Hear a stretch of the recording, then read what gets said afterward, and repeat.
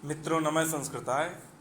आज हम भारविकृत किरातार्जुनीयम का 29वां श्लोक पढ़ेंगे, जिसमें द्रौपदी जो है युधिष्ठिर से कह रही हैं कि आपने अपना राज्य जो है अपने हाथों से खो दिया है।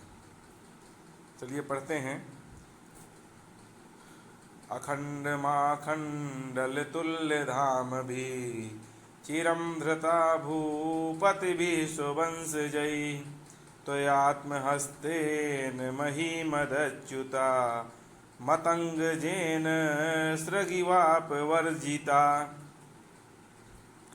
यहाँ कहा गया कि अखंड माखंडल तुल्य धाम भी, आखंड तुल्य धाम भी मतलब आखंडल माने इंद्र, आखंडल माने इंद्र, अतुल्य माने समान, तो आखंडल माने इंद्र के समान प्रभावशाली, आखंडल तुल्य धाम भी माने इंद्र के समान जो है प्रभावशाली, तेजस्वी, इंद्र के समान तेजस्वी और प्रभावशाली चिरम धृता भूपति भी सुवंश जयी।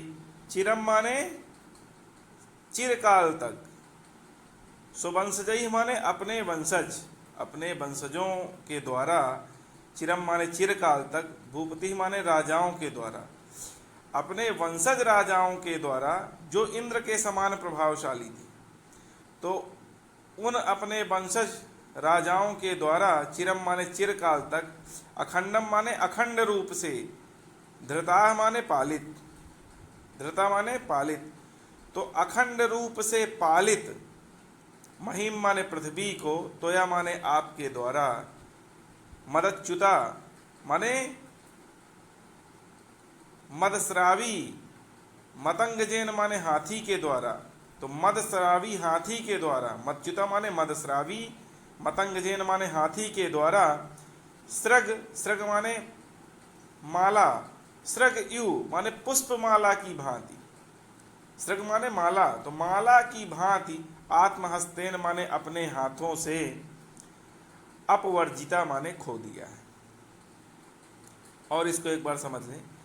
इंद्र के समान प्रभावशाली अपने वंशज राजाओं के द्वारा चिरकाल तक अखंड रूप से पालित पृथ्वी को आपने मदस्रावी हाथी के द्वारा अपनी सूंड से फेंकी गई पुष्पमाला के समान अपने हाथ से खो दिया है। तात्पर्य यह है कि इंद्र के समान जो प्रभावशाली आपके पूर्वज जो है वह इंद्र के समान, इंद्र के तुलना के समान पराक्रमी राजाओं के द्वारा किया गया था। माने जिस पृथ्वी का चिरकाल तक पालन, चिरई, चिरम, चिरम माने मही माने पृथ्वी का, और चिरम माने चिरकाल तक क्या किया गया, पालन किया गया, माने धृता, धृता माने पालन किया गया।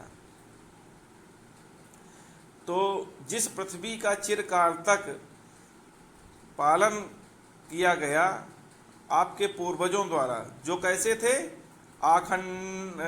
अखंड माखंडल तुल्य धाम भी, अखंड माखंडल तुल्य धाम भी, तो आखंडल, आखंडल माने इंद्र, तो अखंड, इस अखंड पृथ्वी का, अखंड माने अखंड रूप से, अखंड रूप से माने जो खंडित ना हो, तो इस अखंड रूप से जिसका कभी खंड नहीं हुआ, तो अखंड रूप से इस मही माने पृथ्वी का, धृता माने पालन किया गया, सुवंशजयी माने अपने वंशज, भूपति माने राजाओं द्वारा, माने आपके जो वंशज थे, तो आपके पूर्वजों के द्वारा इस पृथ्वी का चिरकाल तक पालन किया गया। जो पूर्वज आपके कैसे थे, इंद्र के समान पराक्रमी राजा थे, तो उन इंद्र के समान पराक्रमी राजाओं द्वारा इसका पालन किया गया था। उसी पृथ्वी को आपने क्या किया, उसी पृथ्वी को आपने जो है मदस्रावी हाथी जैसे अपनी गले पर पड़ी माला को अपनी सूंड से फेंक देता है, उसी प्रकार आपने जो है इस राज्य को अपने हाथ से खो दिया है।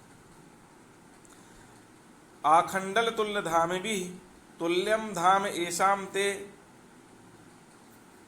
तुल्य धाम भी बहुव्रीहि समास है इसमें। तो और इसमें अखंड में नई समास है, न खंड इति अखंड है। मदच्युता मदम च्योतति इति मदच्युत तेन मदच्युता उपपद तत्पुरुष समास है।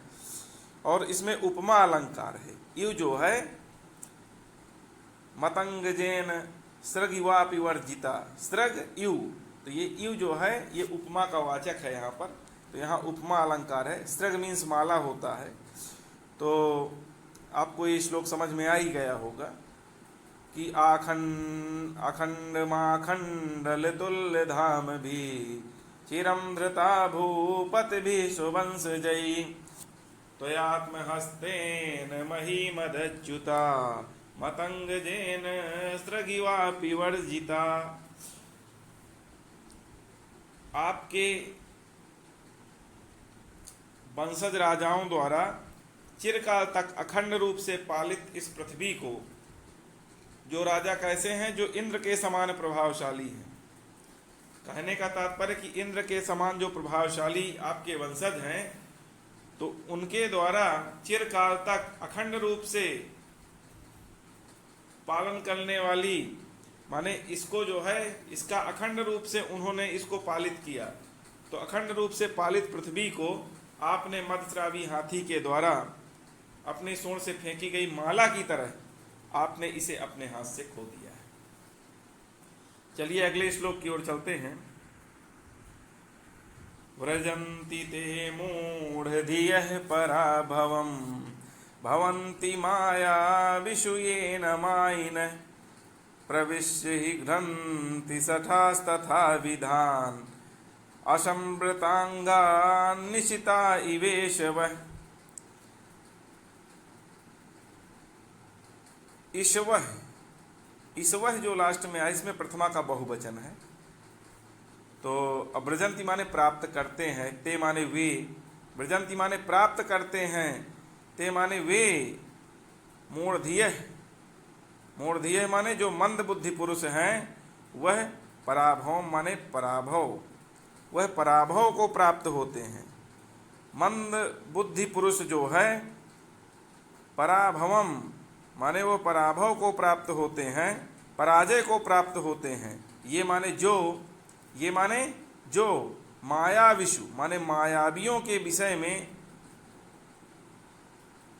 मायावियों के विषय में, जो मायावियों के विषय में माने कपटपूर्ण आचरण करने वाले लोगों के विषय में, माइनः माने कपटपूर्ण आचरण से युक्त, न भवंती माने नहीं होते, न भवंती माने नहीं होते।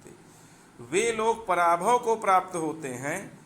मंद बुद्धि वे पुरुष पराभव को प्राप्त होते हैं जो मायावियों माने कपटी लोगों के विषय में, मायावी माने कपटपूर्ण आचरण करने वाले नहीं होते।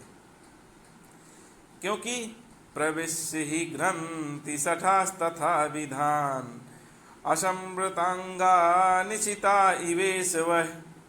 क्योंकि क्या होता है, शठाह माने जो धूर्त लोग होते हैं, तथा विधान माने उसी प्रकार से, माने उस प्रकार से, तथा विधान माने उस प्रकार से, असंवृतांगान माने, असंवृतांगान माने बिना ढके हुए, अनावृत माने कवच इत्यादि से न ढके हुए शरीर वाले लोगों को, माने अनावृत शरीर वाले लोगों को, जिनका शरीर ढका नहीं है, ऐसे शरीर वाले लोगों को, निशिता माने नुकीले, ईश्वर माने यु बाणों के समान, माने ईश्वर यु माने बाणों के समान, नुकीले बाणों के समान, प्रविष्ट माने प्रविष्ट होकर, माने उनके अपने बनकर, उनके आत्मीय बनकर, घ्रंति माने उन्हें मार ही डालते हैं, घ्रंति माने मार ही डालते हैं।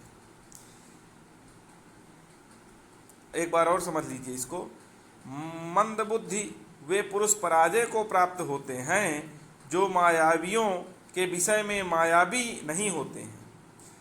क्योंकि धूर्त व्यक्ति जो है वो तीक्ष्ण बाण द्वारा वेधित अनावृत शरीर की भांति उस प्रकार के लोगों को मार डालते हैं।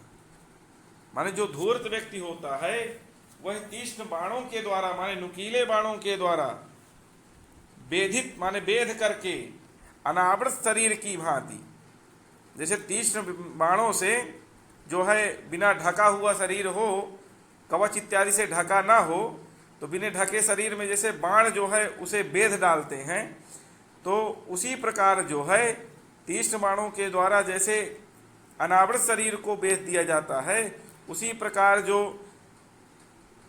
दुष्ट लोग होते हैं वो क्या करते हैं, माने जो मायावी लोग होते हैं, जो कपटी लोग होते हैं, वो माया रहित लोगों को, माने मायावी रहित लोगों को, माया रहित नहीं मायावी रहित, जो माया से माने जो कपटपूर्ण आचरण नहीं करते हैं, ऐसे लोगों को माने वह जो है आत्मीय बनकर उनके माने प्रविष्ट होकर, माने उनके साथ अच्छे संबंध बनाकर भी उनका क्या करते हैं, उनको मार डालते हैं, माने उनको नष्ट कर देते हैं। भावार्थ इसका यह है कि जो व्यक्ति मायावी लोगों के साथ मायावी जैसा आचरण नहीं करता है, वे व्यक्ति पराजय को प्राप्त होते हैं, क्योंकि कपटी लोग सीधे सरल स्वभाव वालों लोगों के आत्मीय बनकर, उनकी गुप्त बातों को जानकर या अंततः उनको धोखा देकर उसी प्रकार मार डालते हैं जिस प्रकार तीक्ष्ण बाण कवच इत्यादि से न ढके शरीर में घुसकर उसको मार डालता है।